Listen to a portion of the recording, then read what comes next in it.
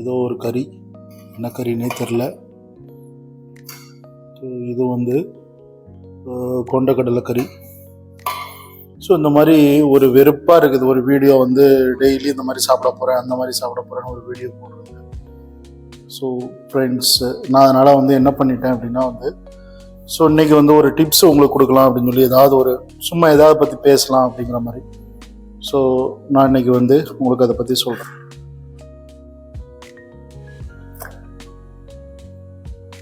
நான் உங்கள்கிட்ட வந்து ஒரு சில விஷயங்கள் வந்து ஷேர் பண்ணலான்னு நினைக்கிறேன்.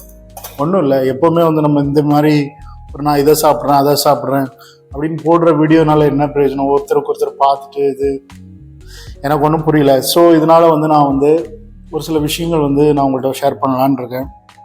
இந்த சமைக்கிற விஷயத்தை பற்றி மக்கள் நீங்கள் எல்லோரும் என்ன நினைக்கிறீங்க? இப்போ வந்து பெண்கள் தான் வந்து வீட்டில் சமைக்கணும் அப்படிங்கிற மாதிரியான ஒரு பிற்போக்கான தனம் வந்து மாறிக்கிட்டே வருது. ஆண்கள் எல்லாருமே சமைக்க ஆரம்பிச்சிட்டாங்க. ஏன்னா நிறைய பேர் வந்து வேலையின் விஷயமா வெளியூருக்கு போக ஆரம்பிச்சிட்டாங்க. ஸோ இதனால் வந்து என்ன பண்ணுறாங்க, அவங்களாவே சமைக்கக்கூடிய ஒரு யூடியூப்பை பார்த்து இல்லை பல வீடியோக்களை பார்த்து சமைக்கக்கூடிய ஒரு தன்மையை வந்து பெற்றிருக்கிறாங்க. ஒரு நல்ல விஷயம்தான். ஆனால் இன்னும் வந்து ஒரு சில இடத்துல வந்து அனாதிக்கமாக வந்து நான் வந்து நிறைய பேர் இன்னும் வந்து சொல்கிறாங்கன்னா, நிறைய ஆண்கள் வந்து நான் ரெகுலர் லைஃப்பில் சந்திக்கிறேன். சமைக்கிறாங்களா? சமைக்கணுமா? நமக்கு எப்படி சமைக்க தெரியும்? நமக்கு அதை பற்றி அது பக்கமே நம்ம போனதே கிடையாது அப்படிங்கிறாங்க. நம்ம வந்து இந்த உலக சமுதாயத்தில், இந்த உலகத்தில் எந்தெந்த நாடுகள், மேற்கத்திய நாடுகளாக இருக்கட்டும் இல்லை வளர்ந்த நாடுகளாக இருக்கட்டும், இங்கே உள்ள விஷயங்கள்லாம் நம்ம வந்து பார்க்கும்போது சில நல்ல விஷயங்களை நம்ம எடுத்துக்கணும். ஸோ அங்கே வந்து என்ன நடக்குதுன்னா வந்து, வளர்ந்த நாடுகளில் அங்கே உள்ள ஆண்கள் எல்லோருமே வந்து சமைக்க கற்றுருக்காங்க. எல்லோருக்குமே சமைக்க தெரியும்.